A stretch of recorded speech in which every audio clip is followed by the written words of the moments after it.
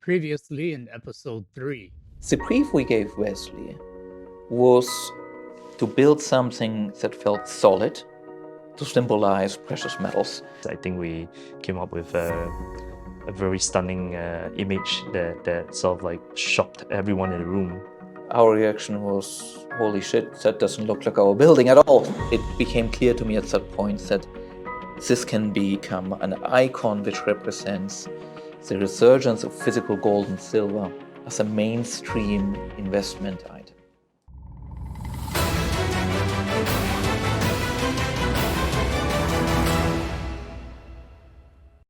As we designed the reserve, we looked at environmental factors, not just to be environmentally friendly, but to reduce our electricity consumption.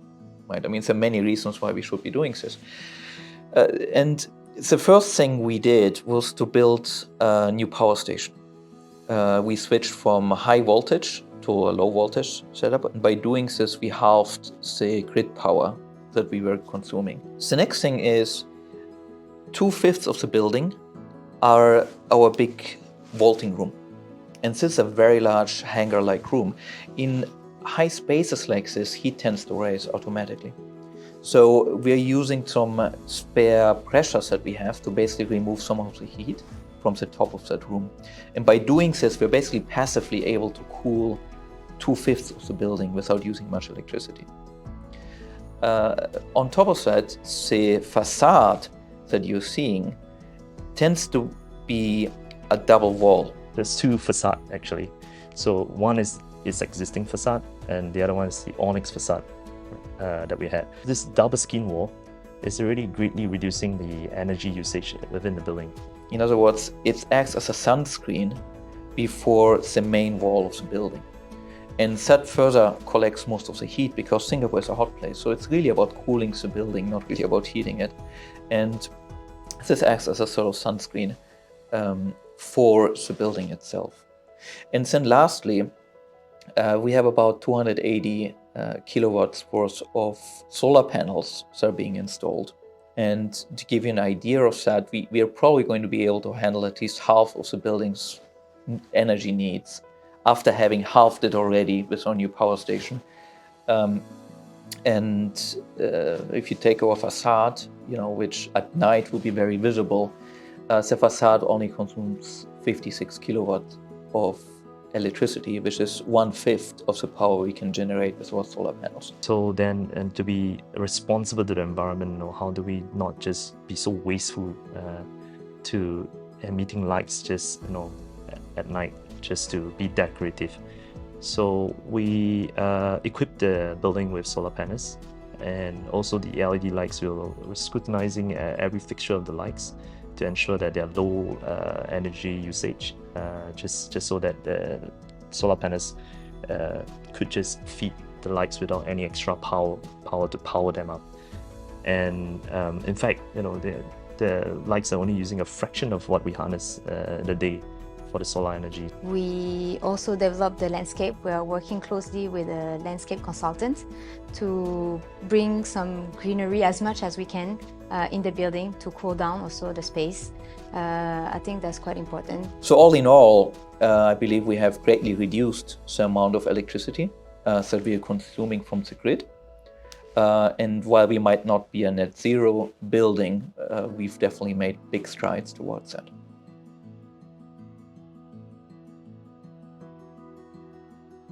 The Silver Cliff was a very early idea.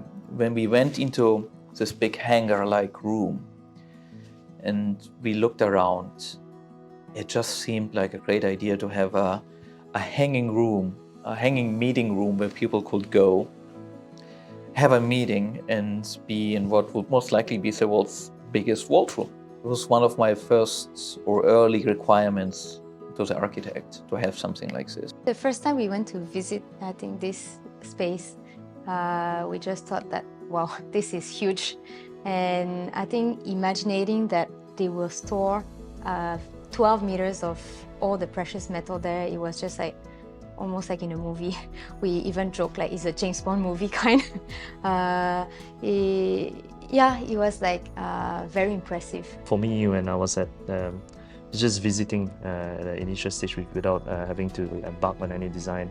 I think we're all with the same feeling. I believe everyone, including Gregor, were all overwhelmed by that sheer size, that sheer space, and having to imagine that this would be likely the world's largest vault in terms of storage capacity was already a very interesting feat. No pressure.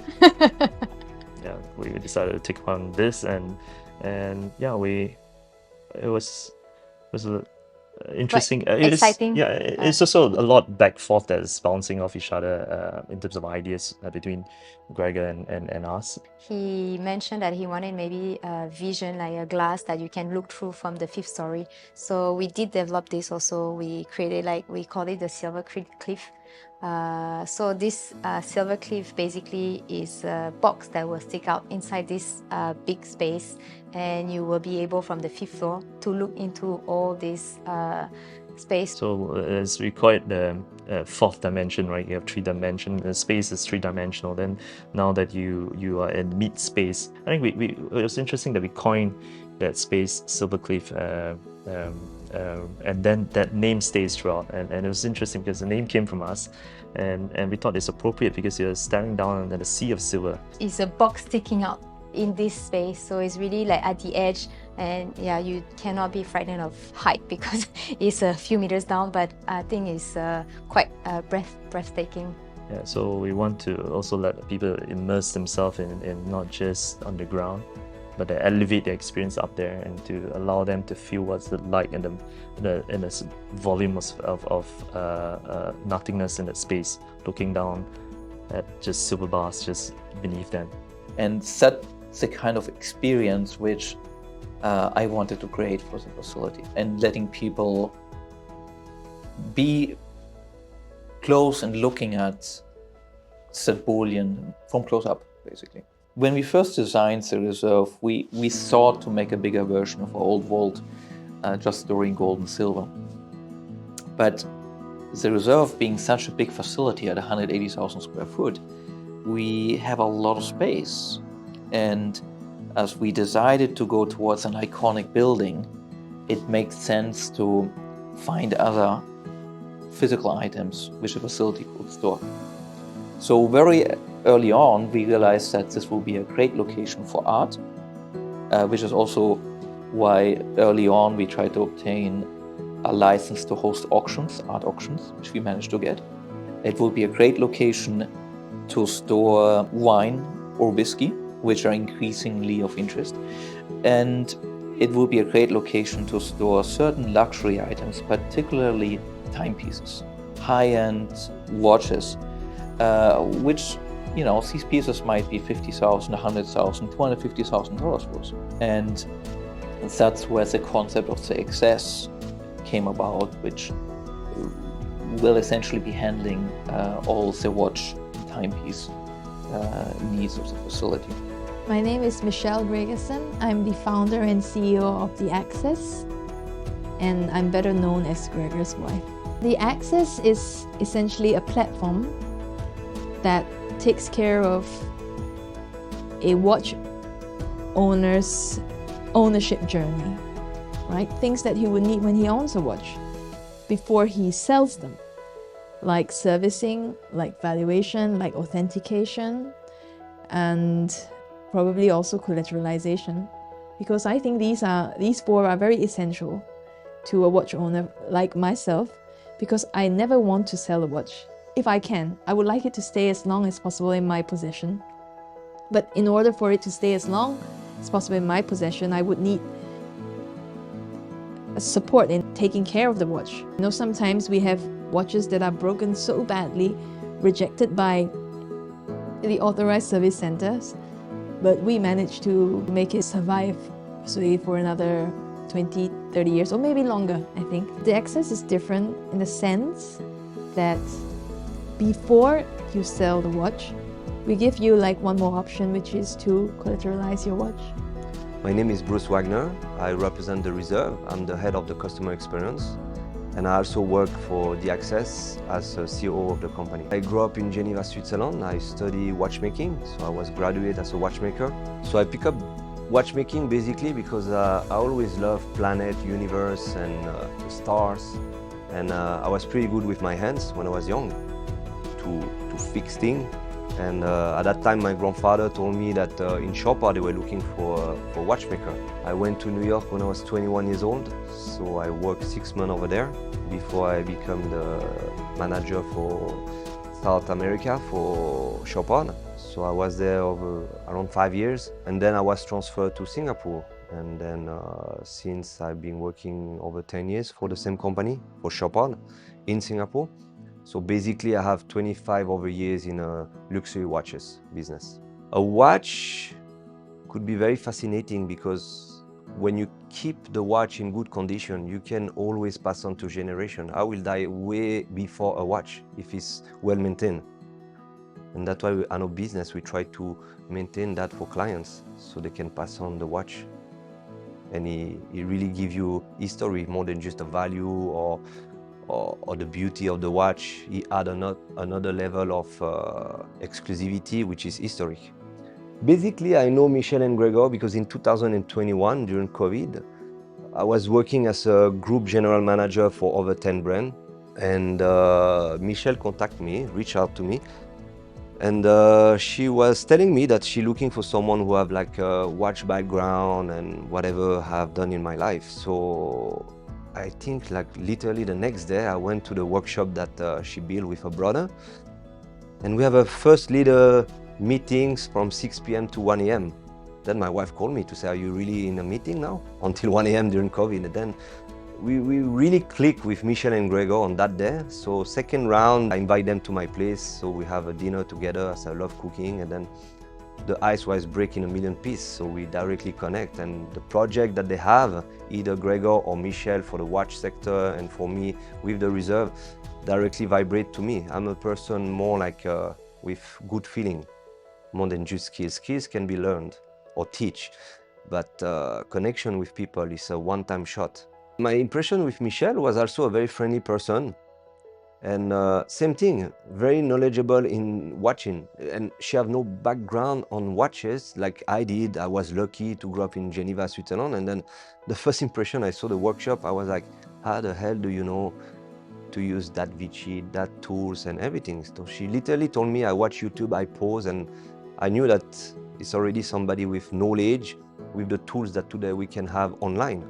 So I knew it was someone that could help everything that needs to be done in the business. I would always consider myself an outsider to the watch industry. And I suppose because it's that way, I spot a few things that could be improved, such as in pricing, in transparency, and of course the level of craftsmanship or passion that is put into restoring or preserving a timepiece. And I thought that there were many changes that could be made, but it was not really found in this part of the world. The access, basically we have a few different services. We can restore, authenticate your watch with our expert watchmaker, and then we can propose a peer-to-peer loan system which unlock the value of your watch. We can also store in a very secure manner with the reserve. The reserve will be hosting a vault we decided to call the Perpetual Vault, which is designed by the same architect as the reserve itself, and it holds about 2,000 watch winders. When you're storing a high-end watch, you usually don't want to put in a safe deposit box because over the years the oil and so on ends up degrading. Ideally you would want to occasionally move it. So when I first saw the Perpetual Vault design, I was quite stunned. When I first saw the architect's render of the Perpetual Vault, I think he nailed it. But of course I also gave him a very hard time. I said the design of the Perpetual Vault has to be ancient but futuristic. I was very impressed with the design because, again, I mentioned I always love space, planet and star, and then When you enter into that perpetual vault, you will have over 2,000 watch winder, which represent the past, the present, and the future. So you kind of literally enter to a time capsule, and watches is time. And again, like how we started the reserve, we always like to take visual cues from movies. So it was fully inspired by Interstellar. We didn't want you to feel that that space is just a watch vault.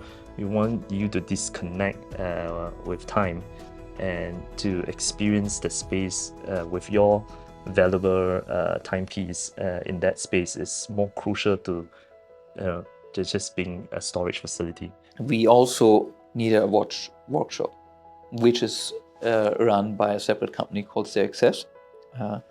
And this watch workshop will authenticate watches, and once a watch has been authenticated, then it can go into this perpetual vault. When it is in the perpetual vault, that watch will have the same insurance as our bullion, up to $800 million any one loss. It will be a bonded vault, meaning that there's no taxes due if you import the watch.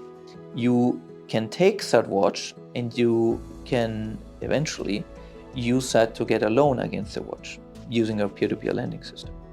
So if you have a $100,000 watch, you could say take a $70,000 loan against that watch at 5, 6, 7% interest, which are much better rates than you're able to get in the market nowadays. I think that watch collateralization is not a new thing. You know, for the longest time you've seen it in pawn shops, but I think there's a far better way to do it. So if you go to a pawn shop traditionally, you would get 18-19% per annum. We can offer half of that with more care to your watch, because I don't think a pawn shop would have a state-of-the-art workshop attached to a vault, especially meant to store watches, store your beloved watch that you might want to repossess at some point. And for us, it's also the way the interest rates work. It's truly peer-to-peer. We don't set the rates. You know, we have this system where lenders and borrowers come to their own terms, so it's fair. With the Access, when you're allowed to take a loan, you can either use that money to invest into our gold that we're selling, to store with us, and when the gold appreciates, then you can decide to sell that gold, and then you can reinvest either in art, in wine. We will have different layers of service, so it's an whole ecosystem. So it's a very flexible facility that is all in one. The reserve is a safe haven for generational wealth because it allows for the secure long-term storage of high-value physical assets. By virtue of us having built this building, bought it, innovated it, and created it, we are not here for the short term. This is not a rental contract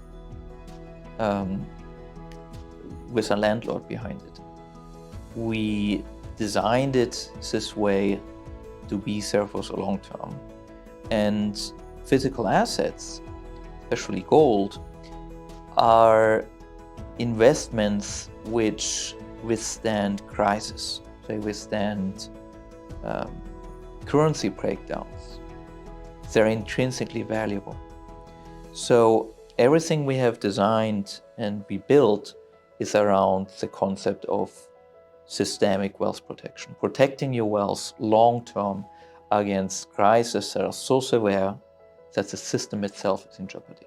Safe haven for generational wealth means that friends, family, they can feel secure to bring the wealth. It could be gold, could be silver, could be art, could be wine, could be whatever is precious to them, to store as a value, as an asset for, like I mentioned previously, like raining day will come, and then we are here to protect, to help you, to save you wealth. It means that if I put something there, then when I'm not around, my grandchildren will be able to still access it. It's not just about preventing a thief from coming in. It's about ensuring that there's no inside job, that there are no mistakes that are going to be done that might cause the loss of the asset. It's about ensuring that foreign government, which is anybody but the Singapore government, does not have a say about the assets stored there. It's about having the best insurance possible, that in case anything does go wrong, the asset is fully covered. And it's about making sure that that asset is genuine by virtue of testing it, whether it's with electrical conductivity, density, ultrasound, magnetism, X-ray spectrography. These are all tools that we have to test metals. If it's a watch, we have the watch watcher. So we go through all these lengths to address any possible items that we can devalue the value of the asset you're storing, to make sure that that asset is going to be safe, not just today, but tomorrow, and it's still going to be there for your kids or for the next generations that is coming, regardless what's going to happen in the world, maybe short of a nuclear war. That's what the reserve is about. The reserve is not an ordinary building. I think the program itself is something out there that actually people are already talking about. It's definitely one of its kind. Never you can find another copy of it. The reserve is not just a vault, right? When you enter the reserve, it's going to be like discovering Atlantis for the first time. So at the reserve, we want to give not a one-time impression, it's a long-term impression.